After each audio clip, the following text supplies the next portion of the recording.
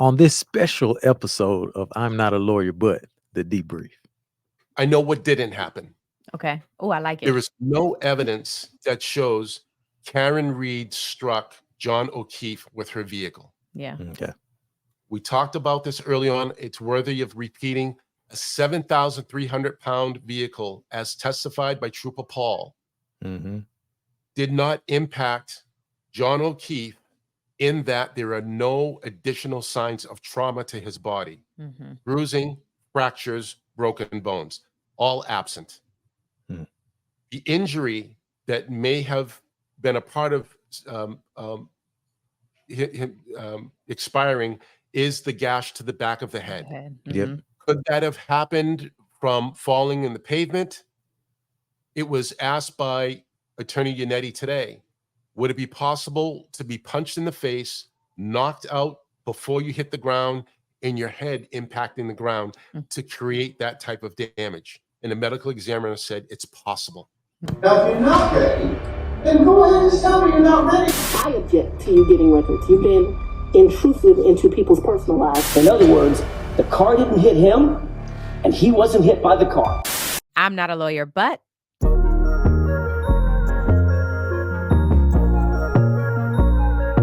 are y'all keeping up?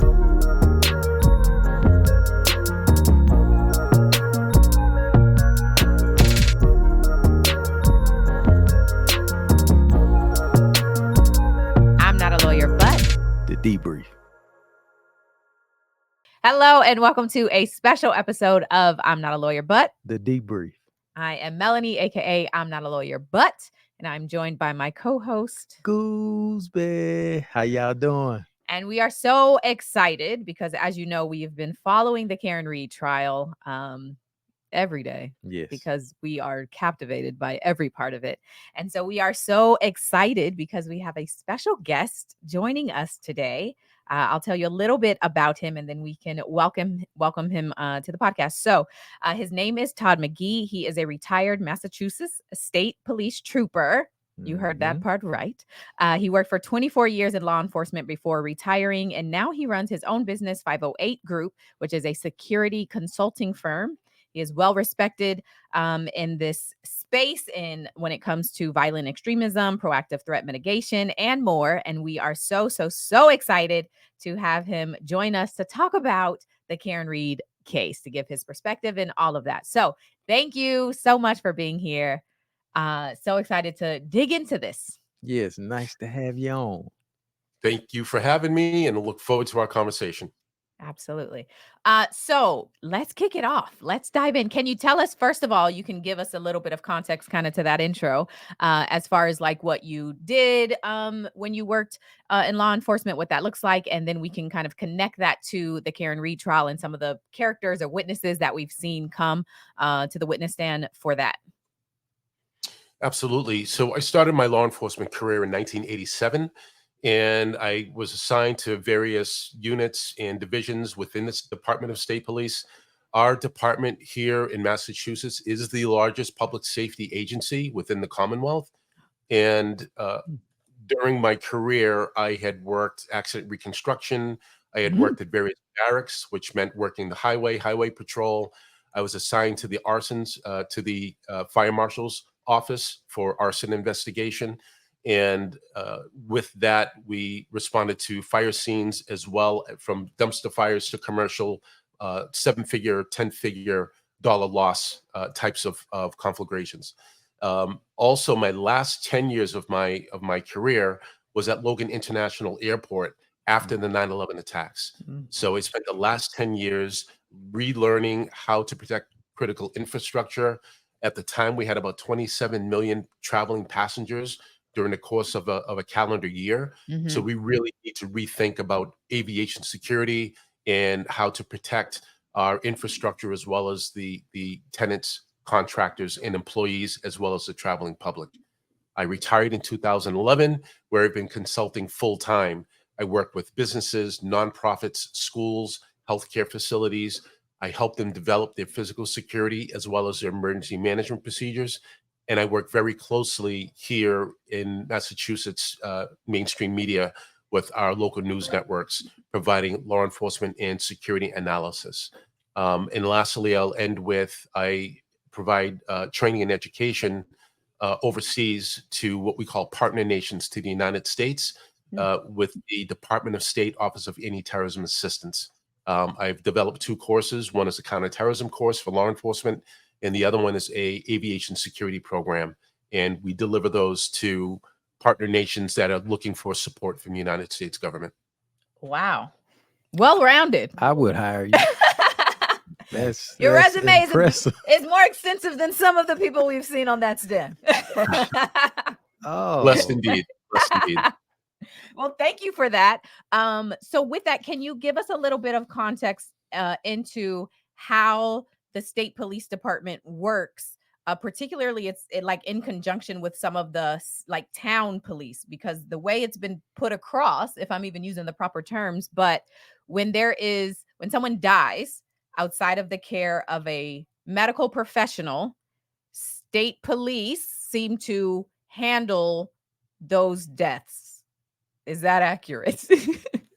You have done your homework well. Mhm. Let me give you context as it relates to the Karen Reed trial. Okay. When John O'Keefe's body was discovered in the wee hours of the morning, January 29th, 2022, Mhm. Canton Police Department was called out. John O'Keefe was found still alive. He had not expired at the discovery of his body. So to your earlier point, that does not trigger the statutory requirement for the state police to come out to investigate an unattended body, is what we would call it. Okay. You So said in this unattended body? unattended body. Okay. Okay. So in this particular case, John O'Keefe's body is found in proximity on the front lawn of the address of the Albert family. He's transported. He's thought to be in a condition where he could be resuscitated.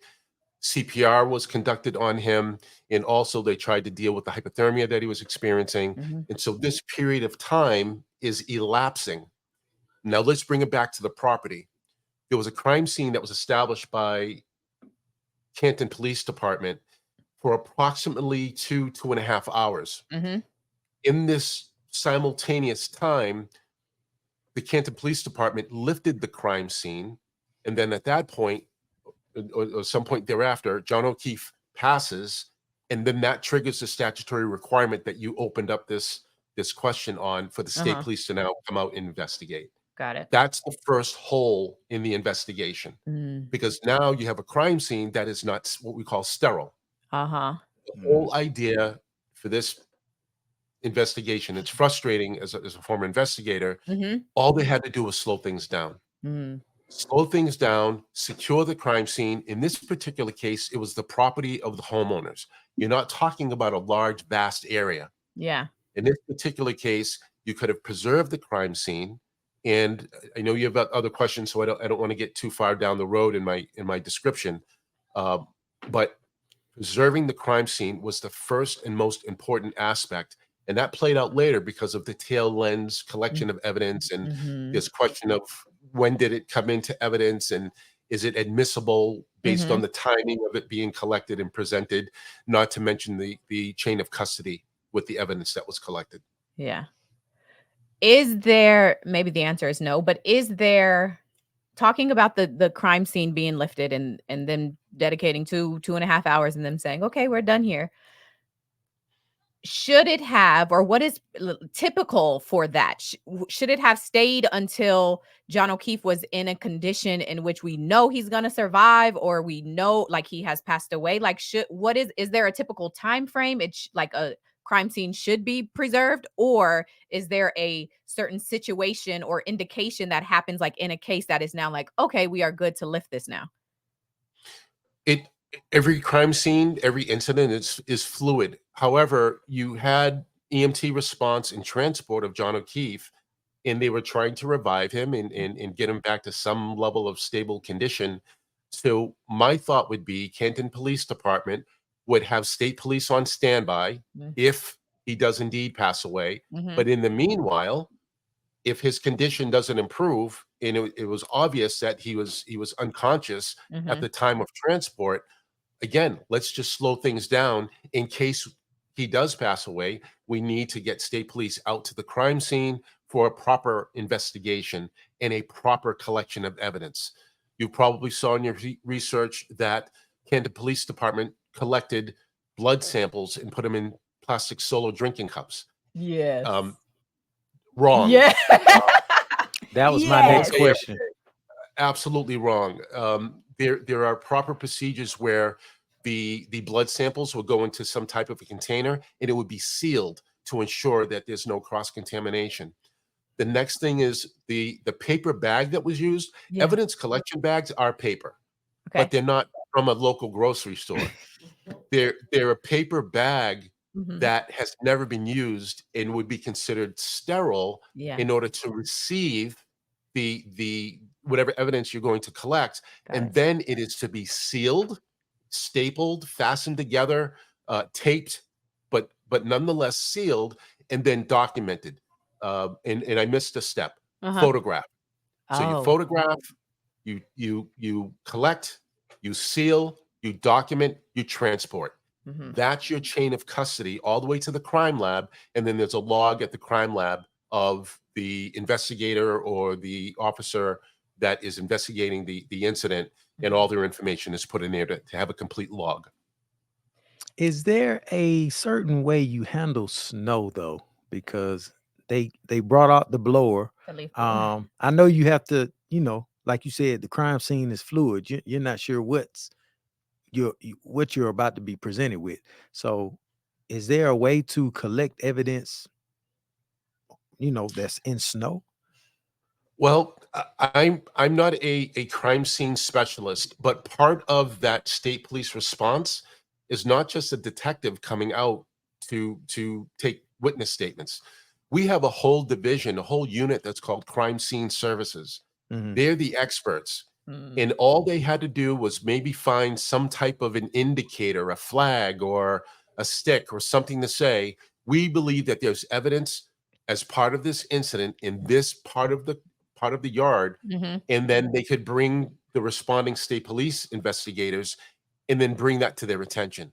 And then that would have been the right and appropriate step. And then whatever resources they have as far as tools or collection tools to be able to secure that evidence and then bag it accordingly, that would have been the most appropriate way to be able to collect that evidence. Got it. That makes sense. Got it. We were supposed to start off asking you if you know the Alberts, because everybody in Massachusetts seems to. So we probably should have prefaced that. Do you know them? Do you know any of the people in this case? Actually, I don't know the Alberts, but Chief Berkowitz, I was his drill instructor when he went through the police academy over 30 years ago. Really? Yes.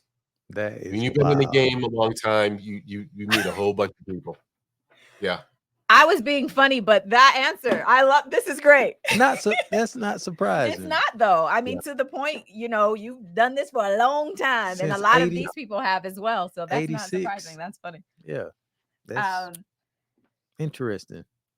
So I want to talk about, you mentioned experts, and I want to understand a little bit about the courses and classes that you may be required to take. I'm not sure how it works. When you are a state trooper, what that looks like. And then is it sufficient enough to establish you as an expert in that thing?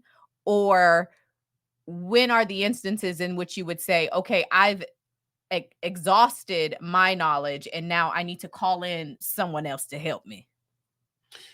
That's a great question. Let me start with the State Police, the Formal Training Academy, which is 6 months in length.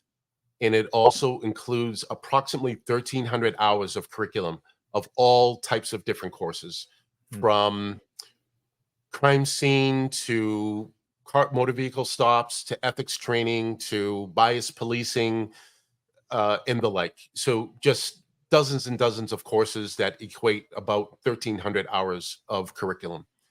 After you graduate, there is a 6-month break-in period. So now you ride with what's called a trooper coach, and you'll most likely, if you're driving through Massachusetts and you see a state trooper, there's a single trooper, man or woman, inside of that cruiser.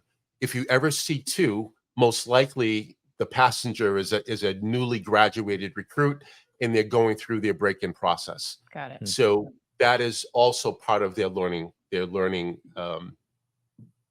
Learning of all things of working in the capacity of a state trooper. Got it. Now, once you are reassigned, you put in for you request a transfer to go in to a particular unit. We'll say it's a detective unit. Those detective units work for the prosecutor's office on the county level. Those troopers will undergo specific training as it relates to the job function of the unit. When I was assigned to the fire marshal's office, one of the best units I was assigned to for training and education. What was it One again? school Sorry. I went to, it was the state fire marshal's office for arson investigation. Got it. One of the best training experiences I had was while assigned in that unit. One particular school that I went to was called Bomb Recognition School, and it was hosted by ATF, Alcohol, Tobacco, Firearms, federal agency. I can tell you that within 2 weeks, they trained us in order to recognize bomb parts. They had us building bombs out of pizza boxes, VCR tapes, remote controls, limited to our imagination. And the mindset was to educate you as a technician so that if you ever went to a fire scene where there was an explosion, you know to look at things like foil or anything that can conduct electricity. And also it's an understanding that things don't disintegrate. Things fall apart, but things like barcodes where someone may have bought PVC pipe at a local big box store and used that as part of their components. That's evidence, right? So it's those particular things that begin to help educate you in order to be a better investigator. Got it. To your question about does that make you an expert? The answer is no. The answer is, even though I spent 2 years in the fire marshal's office, I wouldn't consider myself an expert in cause and origin. I went to over 100 different fire scenes within my time assigned at the unit, which is a lot, but I wouldn't consider myself an expert. Interesting. I had other coworkers that I worked with that testified in front of judge and jury, grand jury. They made case law with their Supreme Court case law with their testimony. Wow. They have a degree in fire science. Those are the true experts. I would have considered my level as an end user practitioner in that example. Trooper Paul, who was the accident reconstructionist brought on by the Commonwealth, I would consider him an end use practitioner within the discipline of accident reconstruction. Very, very bad move by the prosecution to bring him on as their expert witness. Agreed. That was my next question is, you said you was a reconstruction Accident reconstructionist. Early in my career, yes. Well, you just expound on what you thought about Trooper Paul, but do you have any suggestions on what could have happened, or if the evidence proves he was hit by a vehicle? Trooper Paul testified under oath that his theory was that Karen Reed accelerated to approximately 24 miles per hour. The vehicle struck John O'Keefe's upper arm, causing him to spin Pirouette. and land 30 feet away from point of impact. Let's back that up. Okay. A 7,000-pound vehicle, 7,300 to be exact, according to Trooper Paul, striking soft tissue is going to leave broken bones, some type of shattered spine, some type of bruising, and it was absent.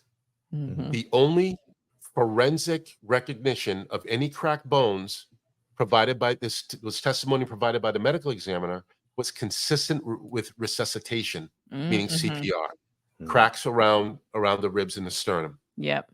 That was the only additional damage as far as trauma, if we separate the head trauma and the bites, what appeared to be bites on the right forearm and bicep area.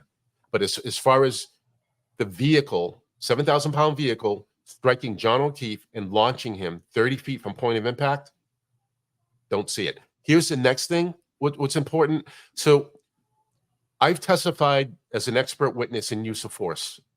That's my area that I can call myself as an expert, based on my length of time in training, based on my certifications, based on testifying in front of judge and jury.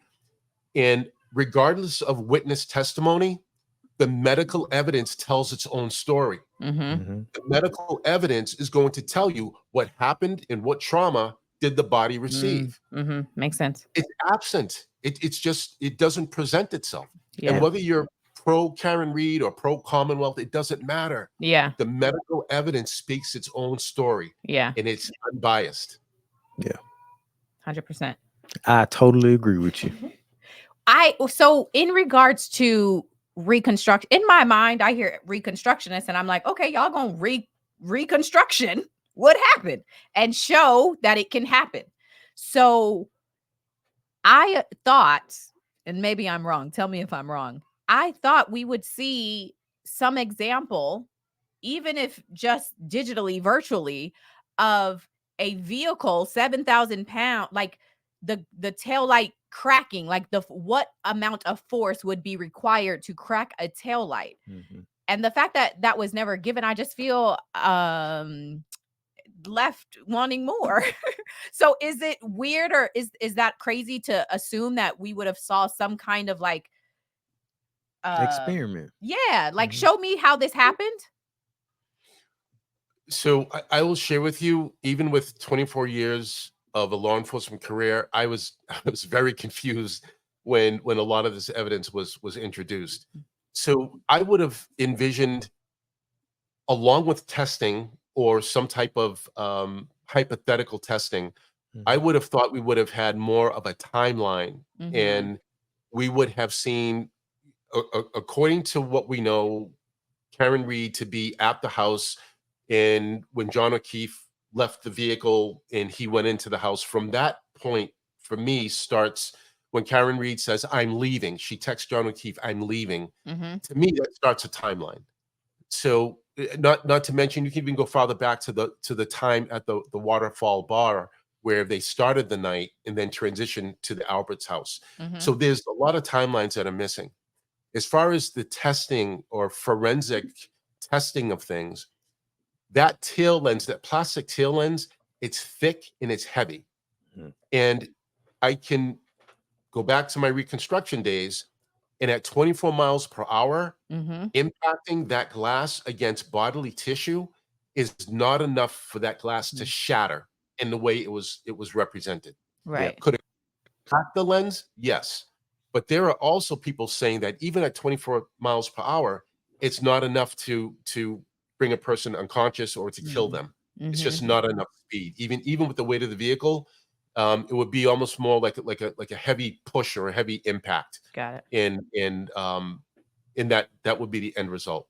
Got it. The other thing I wanted to mention prior in my description, the tail lens that was introduced and then tested at the crime lab, none of it had any of John O'Keefe's tissue or Mm. bodily fluids, blood on the lenses, none of it. Mhm. So if that's the case, if there's extreme impact, in order for something to shatter, to answer your question, equal and opposing force must exist. Mm. Either a telephone pole, another vehicle, something else that's a firm, stable object Got in it. order to have a shattering of glass. Cracked Ah. glass is a different story, but shattering the way it was introduced and the absence of any human DNA on the lens, the prosecution has just created reasonable doubt for the jury. Say that part again. Say the equal and opposing force. What is that what you said?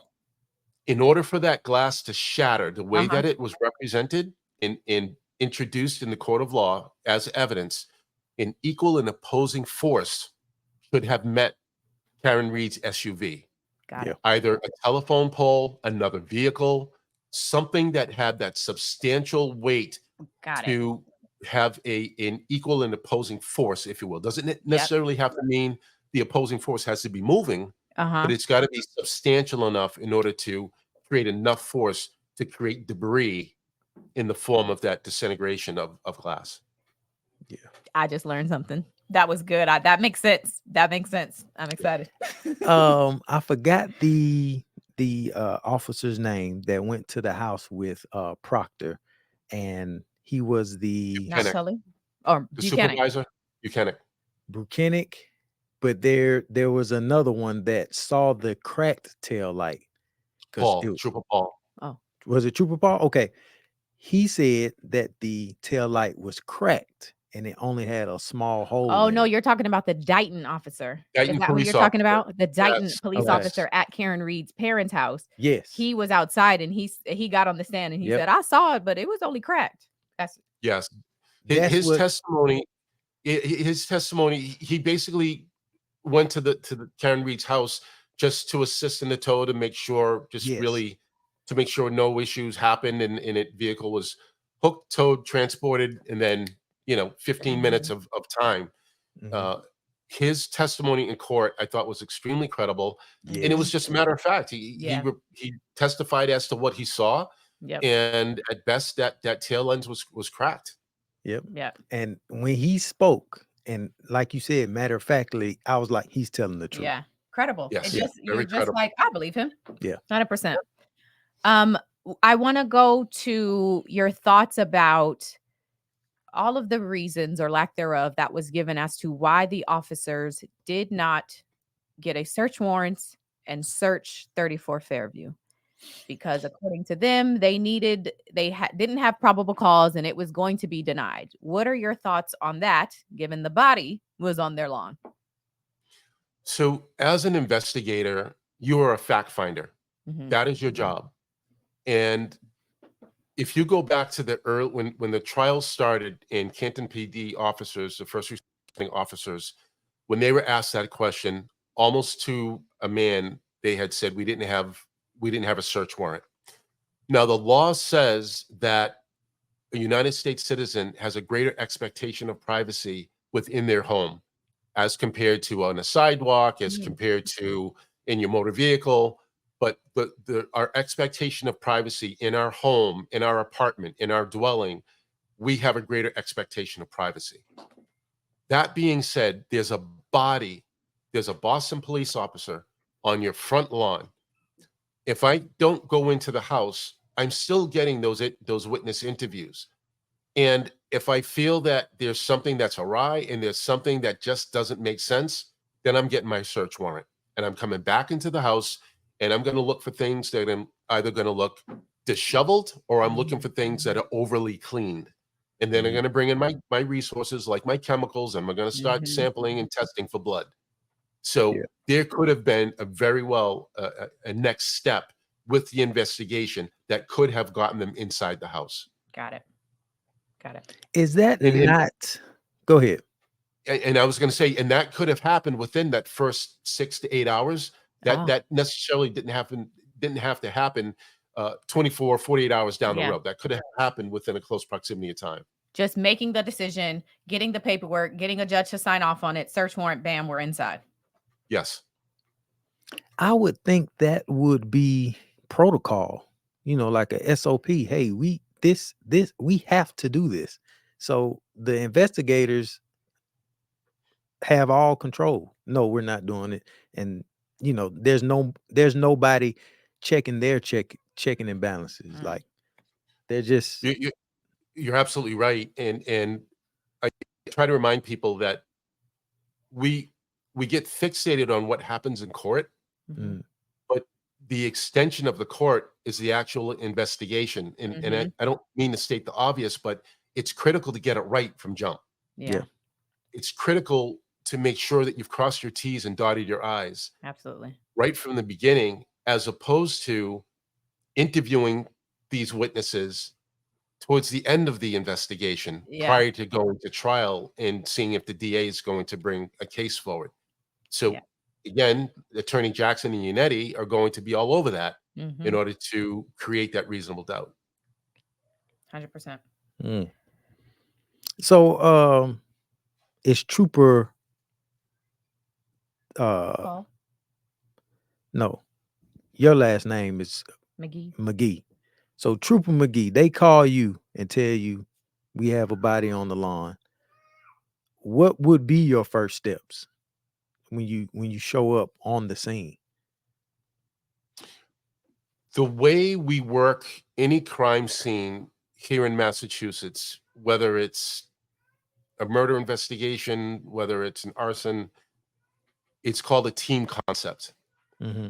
The only difference within the fire marshal's office is we work very closely with firefighters that were trained as investigators. So we would work in tandem, and as a team, someone might be assigned to establishing the crime scene, meaning wrapping the crime tape around the area in question.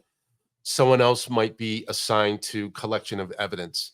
Someone else might be assigned to getting witness interviews. Someone else might be assigned to going to the neighbors' houses. Someone else might be assigned to capturing any digital forensics, such as cell phone data, such as doorbell, ring camera data. There's your team effort. Got it. You capture all of this information and you come back, you huddle up. What do we got? What needs to go to crime lab for analysis? That photograph, bag tag, documented on en route to the crime lab. That's an investigation. Yeah. Who do we need to follow up with? Now we got all this information. Where does it lead us to? Hey, we've got someone that we like for this crime. Let's re-interview them. Who are they with? Let's understand. And now you get into the forensics of things. Let's get a warrant for their cell phone to corroborate their story. Let's who did they say that they were with? I never left the house. Okay, well, we're going to check the cell phone towers at your residence that's on the other side of the city to make sure that you weren't transient. Got it. Right. So you just start peeling back the layers, but the evidence is going to take you in a direction. If you hit a dead end, you take a step back. What did we miss? Yep. So it's a process. Everything is a process. Yeah. And I could see that they didn't have a team. They had 2 to 3 guys trying to take pictures, take evidence, interview people, question the ambulance. They were spread thin, and really it seemed like they weren't even trying to reach out and get more guys. They stuck with their little 3-man team and missed everything because they were asking Lank and there's Lank, what's his name? Gallagher. And they were asking them about pictures. They were like, well, they were trying to save his life. We were trying to save his life, so we weren't even trying to even think about pictures. But if you had a team, this guy or gal would have been taking pictures. As that's happening, like you said, the other teammate is here interviewing, but they missed all those points. And to that point, and the point that you're making about people being responsible for certain things, what was wild was to hear Trooper Proctor and Tully go from the crime scene, take evidence from the crime scene, put it in the trunk, drive out to Karen Reed's parents' house, then drive to, and then when they got there, because stuff was wet, they just put it on some construction paper to allow it to dry. But I'm like, you guys transported this in your trunk from one location, the crime scene location, to another location. You're there for a while, talking to her, confiscating her phone, getting her car towed. You go from there, it's still in the trunk. From there, then you go to the police station. What is happening? How come there's no one else available to take evidence, which you just imagine needs to be cared for and carefully taken care of and like preserved in a way that there's no contamination, and it's in y'all trunk. And you got the cups from a neighbor. Absolutely. And the word that you just used is what's important, is preserved. That's exactly the point. You can always open a sealed evidence bag and test it or examine it, whatever you need to do, but it's got to, protocol is it's got to be preserved first. One thing that they did do correctly was they brought out the CERT team. If you can remember, they were talking about how the crime scene was so condensed because you're only talking about a residential property was the crime scene, Mm-hmm. that the troopers, and let me say this, the CERT team are the best in the business. We had a high-profile case here in Massachusetts called Molly Bish. She was a missing person, and I had a chance to work with the CERT team as an additional set of eyes and ears. But they're the experts in any type of searching of things or for people. Okay. And they were described as standing shoulder to shoulder because the footprint of the property was so small based on the amount of resources, human resources they had. And so that there was additional plastic tail lens material found on the property, I just, that doesn't sit well with me. I'm happy you said that. Yeah. You have this expert team and shoulder to shoulder searching. And y'all just keep finding tail light stuff. That's right. Weeks after, people are just driving by and they're like, hey, is that red? That's red tail light. That doesn't even make sense. Snow or not, that doesn't make sense. To be spotting evidence as you drive by in your vehicle, as if you have an eagle's eye view of it. That was ridiculous. Hard to believe. I have 2 more questions and then we will let you go because we've taken up a ton of your time and this has been amazing. You've talked about bagging evidence, securing it, writing a name. Can you talk about chain of custody? I think is the proper, like what that looks like. So it's secured and it's put away and then somebody comes in and needs to do something with it and then they put it back. Like what does that look like? What is the process? And can you just help us walk through what chain of custody is? Let me reverse engineer it Okay. to go with kind of a visual from your memory. Can you remember when Trooper Proctor and some of the other witnesses were on the stand and they pulled out bags of evidence? Yep. That's your end state. Okay. Now let's go back to the beginning when the crime scene's established. You have a body that's transported to the hospital. You don't quite know if you have a criminal investigation or is it an accidental investigation of some sort. So you're still sorting through those aspects of things. But the original process of identification means photograph first so that you have some type of visual image of the evidence in its original state. Got it. That is, you can't skip that step. That is essential before it's collected, put into an evidence bag, sealed evidence bag, and then labeled date, time, location, who collected it, what is it. All that information on the form is listed out. And then from there, it's placed in a different bag in your sterile paper bag. That's now sealed, documented, same information, transported to the crime lab because you may have crime analysts, could be a medical examiner that may be looking at that evidence. Maybe it's clothing, or meaning they're going to pull DNA from it, or maybe it's the crime lab folks that are going to do the same process. So all of that continuity from collection to securing at the crime lab, then the crime lab has its own set of protocols. I can't speak to their process, but they have their own internal protocols to make sure they don't break the chain of custody. Got it. And that they consider themselves a link, right? Because you're establishing links, as the term chain, you're establishing links, and all of those links cannot be broken. And then the final link is in the courtroom. And that's when the judge, the jury, with disclosure, both the defense and the prosecution have had a chance to understand what evidence is being introduced in the trial. Got it. Helpful. Go ahead. This is jumping to a whole nother situation. I was wondering, do you have a dog? You might hear Angel in the background. You do? Yeah. What type of dog do you have? A Beagle mix. She was a rescue from South Carolina. Oh, cool. So just like the Albert's dog, Chloe, your dog was a rescue animal as well. Yes. At any point in time, does your dog bark or anything like that when you have visitors that pull up into the driveway? Yes, sir, they do. Yes, she Yeah. does. Okay. I And had she's to good at get it. that out before we got off because I was gonna forget about it. But Well, did you work with a canine when you were working in law enforcement? I never was assigned to the canine unit. Okay. However, in both the fire marshal's office, to watch a canine work is amazing when they're trained for accelerants, mm, and also at Logan Airport, we had canines. We had those Belgian Malinois, yep, I and know exactly. they are amazing. They're a high energy dog. Mm. They love to work, Uh-huh. and to see them work around bomb components, even drug dogs, even to see beagles and some Wow. of the other canines that we utilize for assessing drugs coming off of bags coming off the back carousel, people walking through. Amazing to see them work. Wow.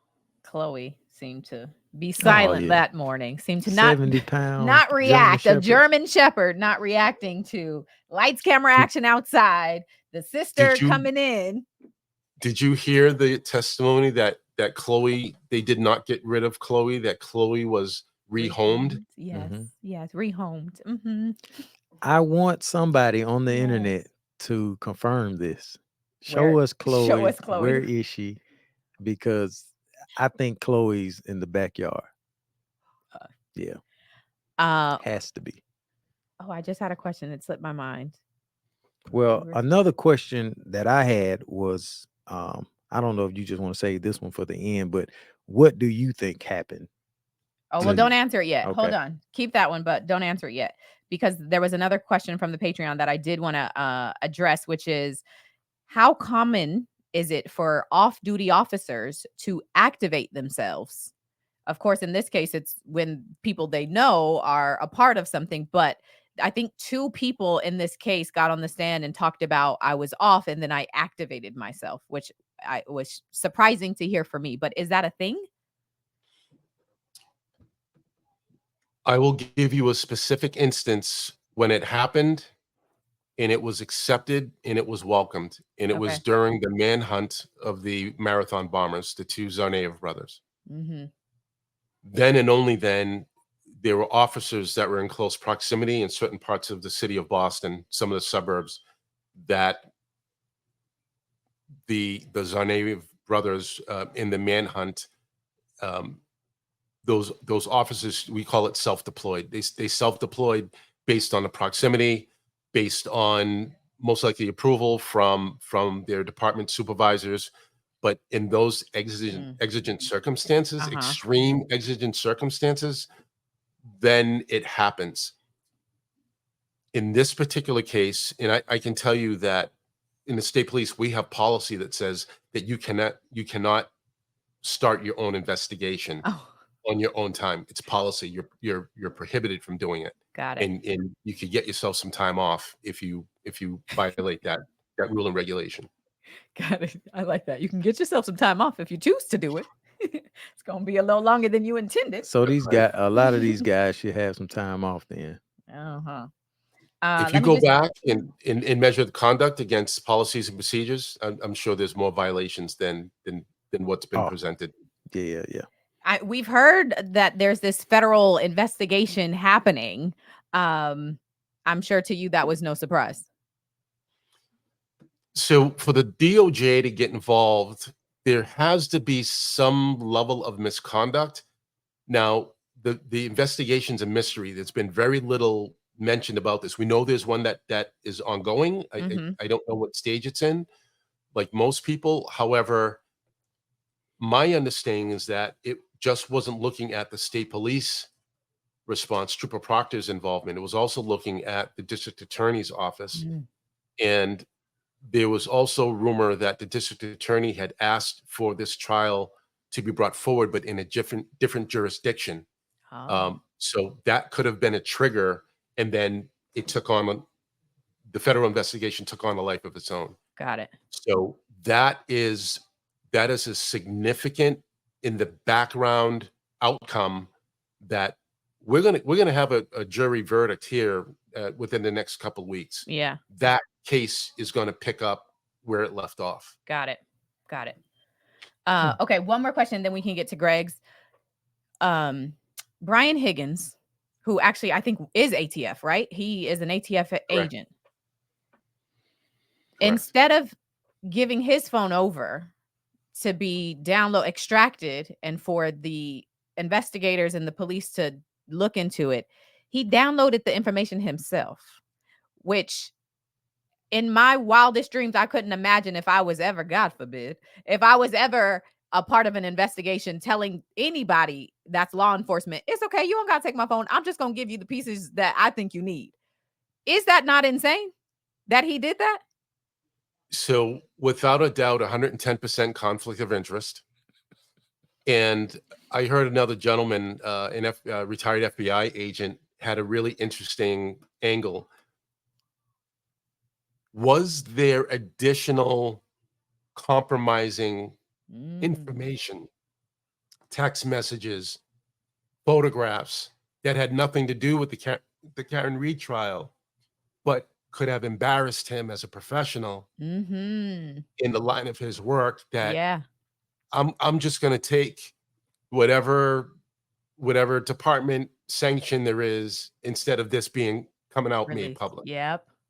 Good Look point. at how detrimental Trooper Proctor's text messages from his personal phone because of the federal investigation. That's significant. Absolutely. I don't know in your research if you've heard something called the Brady list, and I'm going to give you a name of someone that's on the Brady list. Okay. But essentially, law enforcement officers, when they got themselves in trouble, would retire, and then you find them in a different jurisdiction, hired as a police officer. Oh. So the Brady list was established to hold government officials, not just police, elected officials, county level government, police officers, election commission, so government officials. Yeah. But it puts them on this list.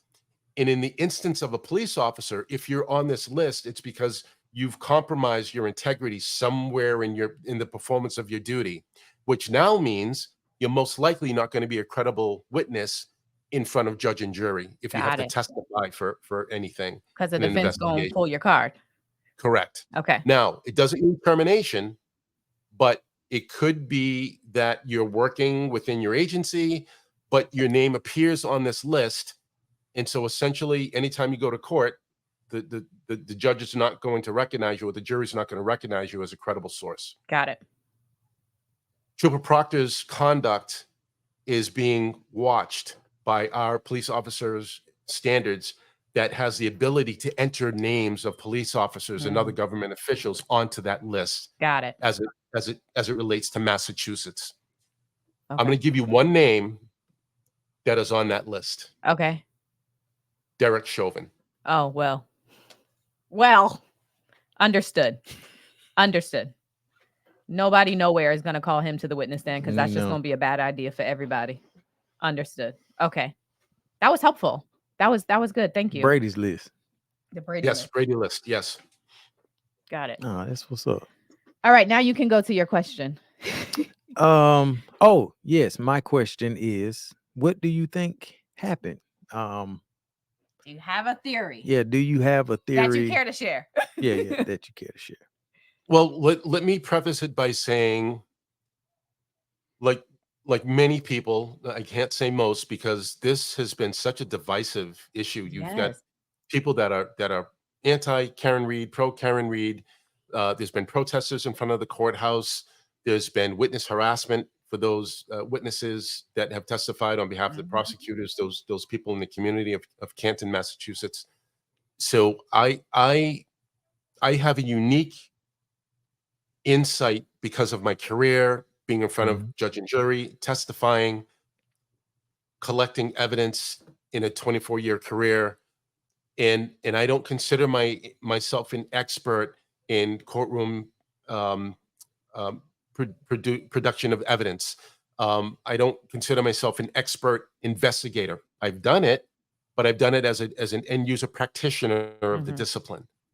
So as I mentioned earlier, my area of expertise would be the application of police use of force. Yeah. And has a police officer acted in their conduct excessively in the form of making an arrest? That's my world, and that's where I want to make sure I'm very clear on. That's use of force. Yes, use of force in what we call the force continuum. So to answer the question, I know what didn't happen. Okay. Oh, I like it. There is no evidence that shows Karen Reed struck John O'Keefe with her vehicle. Yeah. Okay. We talked about this early on. It's worthy of repeating. A 7,300-pound vehicle, as testified by Trooper Paul, did not impact John O'Keefe in that there are no additional signs of trauma to his body. Bruising, fractures, broken bones, all absent. The injury that may have been a part of him expiring is the gash to the back of the head. Yep. Could that have happened from falling in the pavement? It was asked by Attorney Yannetti today. Would it be possible to be punched in the face, knocked out before you hit the ground, and your head impacting the ground to create that type of damage? And the medical examiner said it's possible. Yep. So we don't have it. I don't want to land on an absolute theory, Right. or create a theory without absolutes, because the experts, the true experts that testified, haven't given us anything more than possibilities. Yeah, Yep. yeah, that's true. But I can rule out what didn't happen. Yes. That's a fact. I like it. That's my answer. I'm You taking gonna take his yours. answer? So for your audience though, and I think this is important, because a lot of people are like, nope.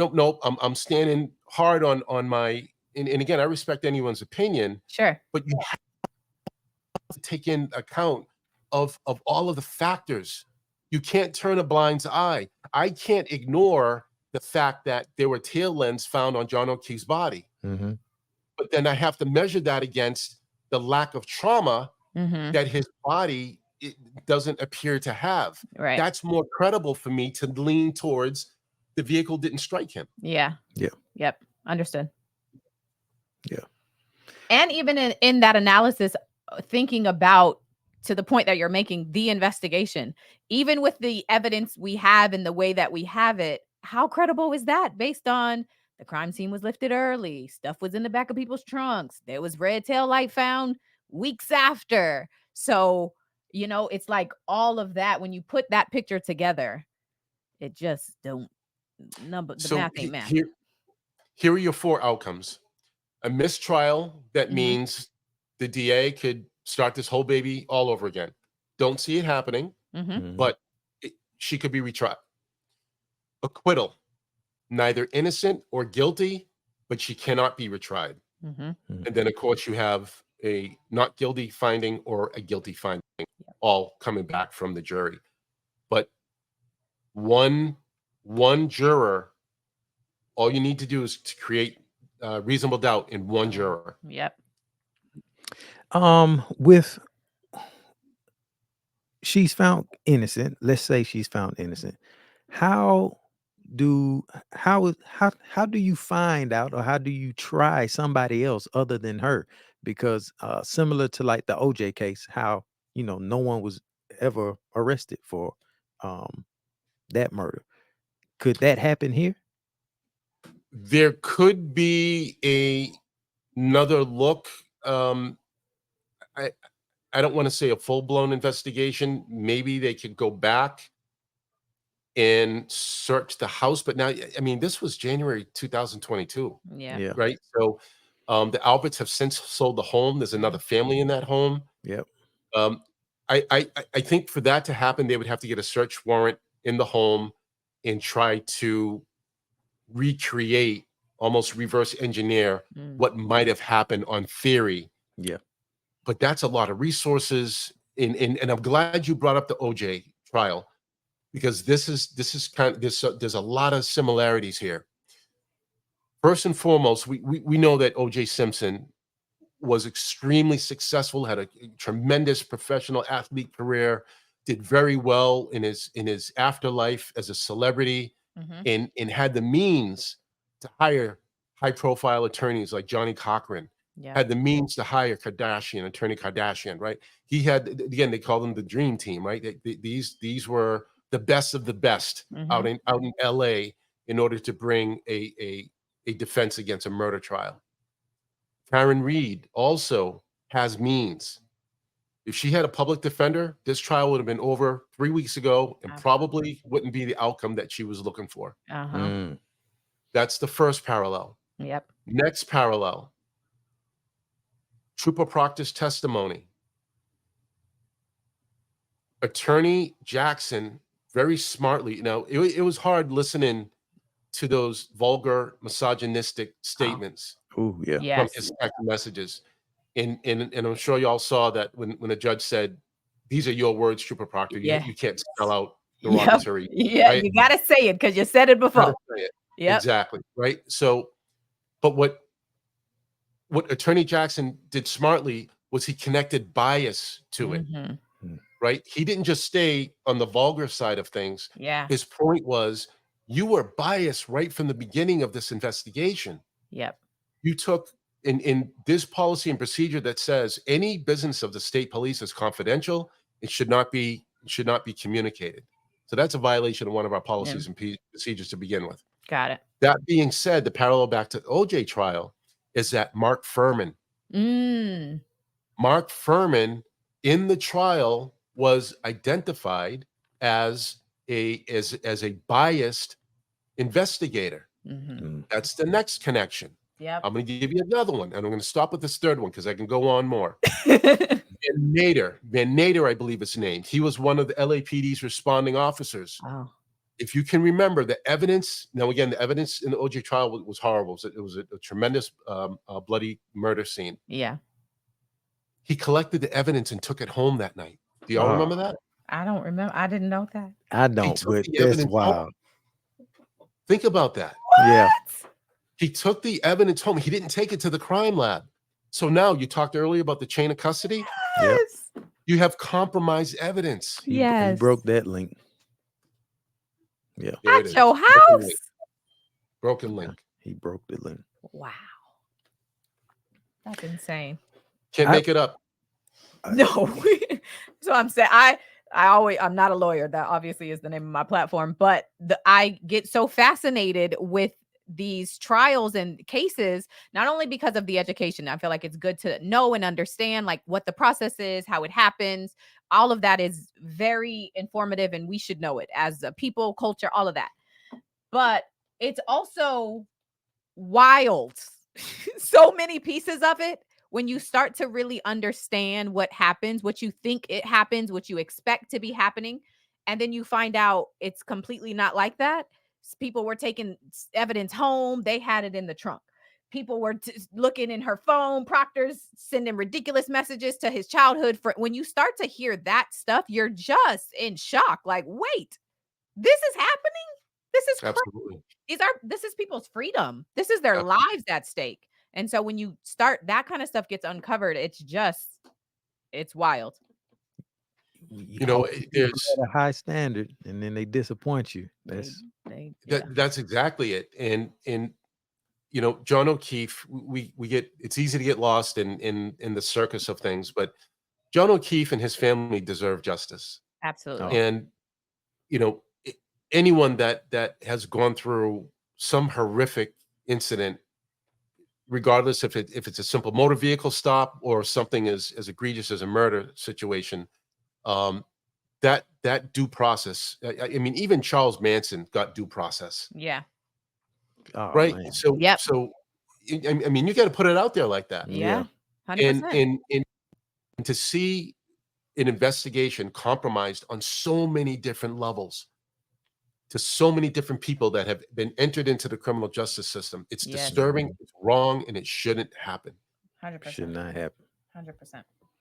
At all. No, and I'm happy you said that because I do try to emphasize that as well. Obviously, like I said, I follow trials and cases and all of that. But at the end of the day, there are victims in these situations, and John O'Keefe is not here. He lost his life as a result of this. And so while it is a circus and you're trying to keep up with all of the chaos, at the end of the day, his family members are in that courtroom and they're having to hear what was said about him. And, they're having to watch and see these pictures of his body and seeing these clothes that he wore.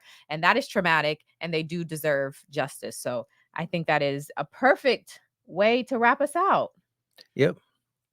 Is there any? Oh, go ahead. Well, go ahead. I was just going to say, is there anything else you wanted to say? I don't want to cut you off or anything. I just want to make sure we got everything out. Obviously, we asked all our questions, but if you had anything else.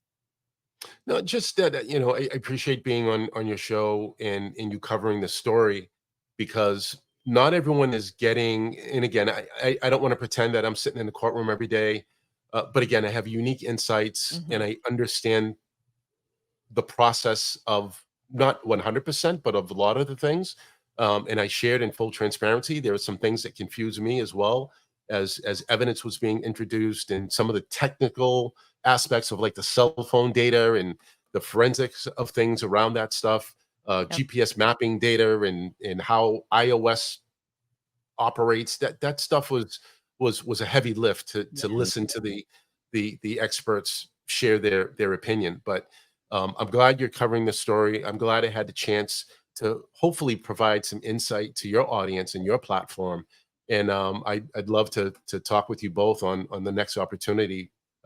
We know, God forbid, there's going to be something else coming down the pipeline, but let's talk about it. Absolutely. Oh, you're definitely. I know, we're like, they're already in the Patreon comments. Like, can we have him back? You're in the Rolodex already. Keep me on speed dial. YSL. Are you keeping up with the YSL trial? Yeah, that'll be great. Thank you. Yep. No. I want to say thank you for your service, for risking your life for that many years. Yeah. In Massachusetts, it's an honor. Yeah. Thank you so much. To have you on for sure. Thank you. We will be in touch. And let me just do a closeout really quick. Okay. Thank you all for watching. I hope you enjoyed this episode. I hope you learned something from Todd McGhee. He was an excellent guest on the show. So thank you again for watching. Like, subscribe, share, do all the things. Until next time. Bye.